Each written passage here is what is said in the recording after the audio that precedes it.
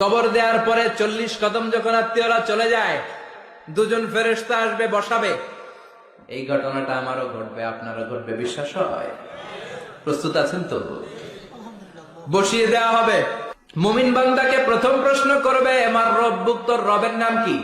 মুমিন বান্দা বলিষ্ঠ কণ্ঠে বলে দিবে, আল্লাহ আমার রব, এই রবি আমার সব। পড়েন, আল্লাহ আমার রব, এই রবি আমার সব।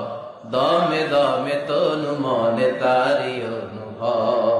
তোমার দুনিয়াতে আমি যেদিকে তাকাই, অথই নেয়ামতে ডুবে আছি সবাই।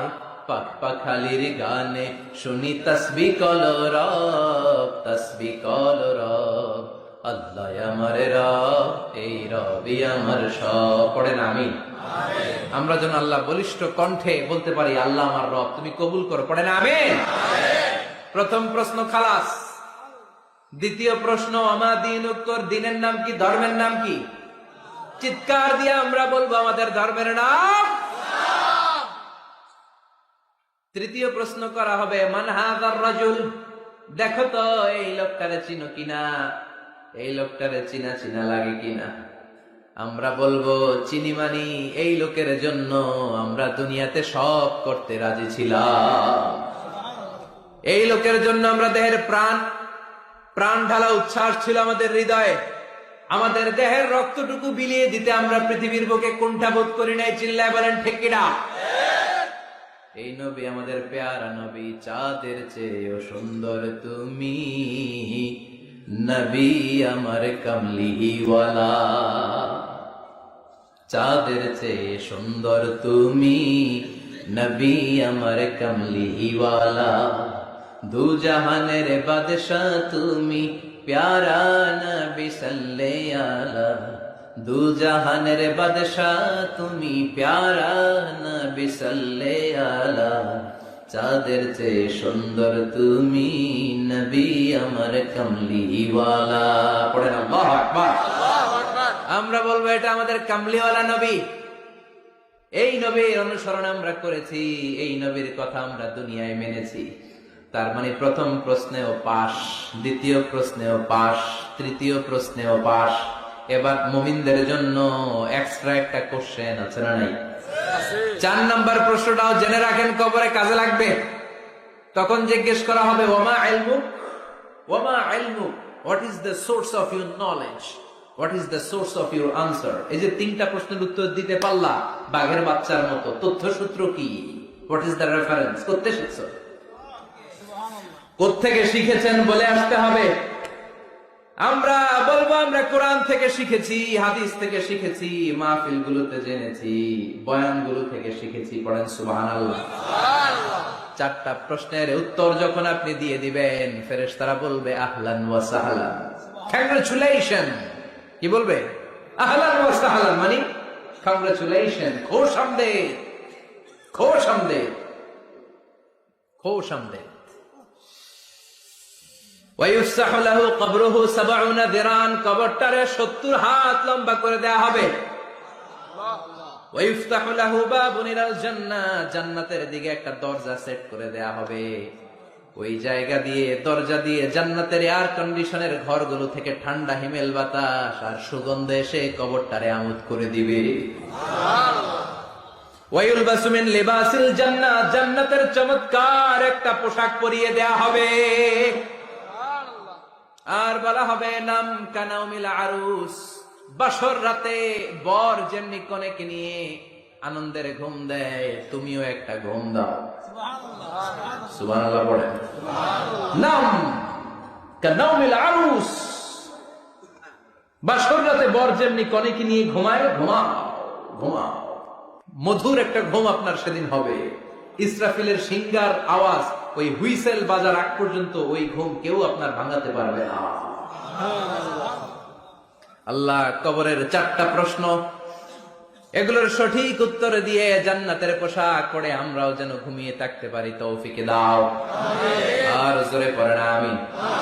এবার নাস্তিকদের পালা, বামপন্থীদের পালা, রামপন্থীদের পালা, ইসলাম বিরোধীদের পালা, কোরআন বিরোধীদের পালা। নবী বিরোধীদের পালা। ওদের সামনে দুজন ফেরেশতা আসবে, আসওয়াদান আজরাকান, আসওয়াদান আজরাকান, নীলাভ চোখ, কালো গাত্র বর্ণের। নীলাভ চোখ, চোখগুলো নীল, গায়ের কালার হবে কালো। তাহলে কি ভয়ঙ্কর চেহারা হবে ফেরেশতা দুজনে। এসে বলবে, ওঠ, বস, মার রব্বুক, তোর রবের নাম কি? কয় জানি না। কি কয়? জানি না। লা আদরি, আমি জানি না। আমি অমুক নেতার পিছনে পিছনে ঘুরতাম, খালি এটা মনে আছে। আমি মাও সেতুমকে নেতা মানতাম, আমি কার্ল মার্কসকে নেতা মানতাম, আমি নেতা খেতাদের পিছনে ঘুরতাম। রব কি, ইসলাম কি, দিন কি, কিচ্ছু আমি জানি না। মাফ চাই, জানি না। দ্বিতীয় প্রশ্ন, আমা দিন, তোর ধর্মের নাম কি? কয় আমার কোনো ধর্ম নাই, আমার কোনো ধর্ম নাই, আমি হলাম নাস্তিক। আমি কি? কথা বলেন, আমি কি? আমি এক প্যাকেটের বিরিয়ানির সন্ধান পাইলে শাহবাগের প্রজন্ম চত্বরে যায় ডান্স দিতাম। এরকম টাকায় তাছাড়া নাই।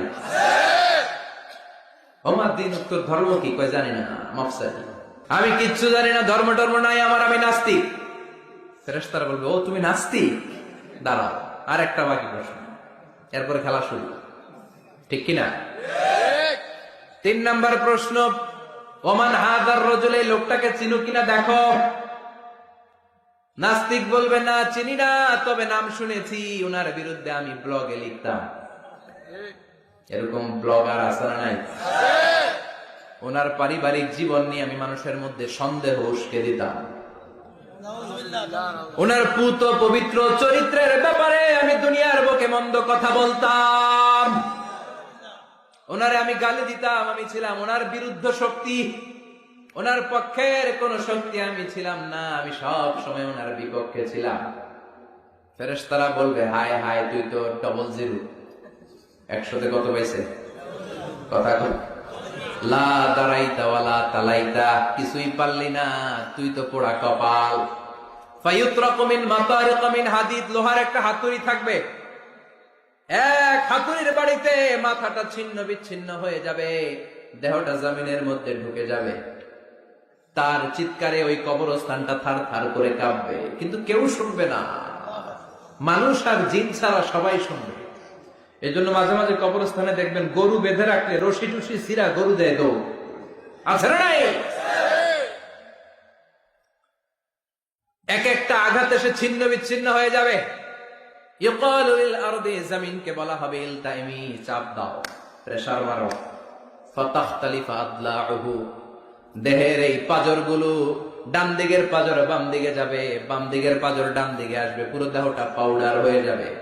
তার এক একটা চিৎকারে পুরো কবরস্থান থার থার করে কাঁপবে। হাত্তা সাআ, আর এই খেলা চলতে থাকবে ইসরাফিলের সিংহা পর্যন্ত। মুমিনের ঘুম চলতে থাকবে ইসরাফিলের, আর ওর সাথে ফেরেশতাদের খেলা আছে না নাই? এটার নাম ফাইনাল খেলা। কি খেলা? কথা বলেন, আর জোরে বলে। এজন্য আল্লাহ বললেন, কবরে তোমার যেতেই হবে। আলহাকুমুত তাকাসুরু হাত্তা যুরতুমুল মাকাবির, কবরে তোমাকে যাওয়াই লাগবে।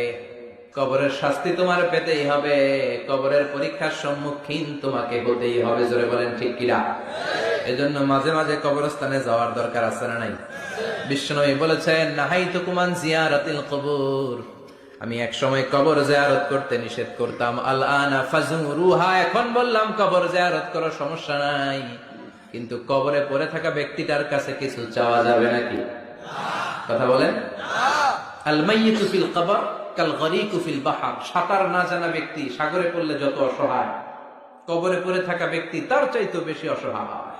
সে আপনারে কি দিবে? আপনি দিয়ে আসবেন, যে আপনি সালাম দিয়ে আসবেন, দোয়া দিয়ে আসবেন, সে আপনার কিচ্ছু করতে পারে না। করতে পারে একজন, তিনি কে?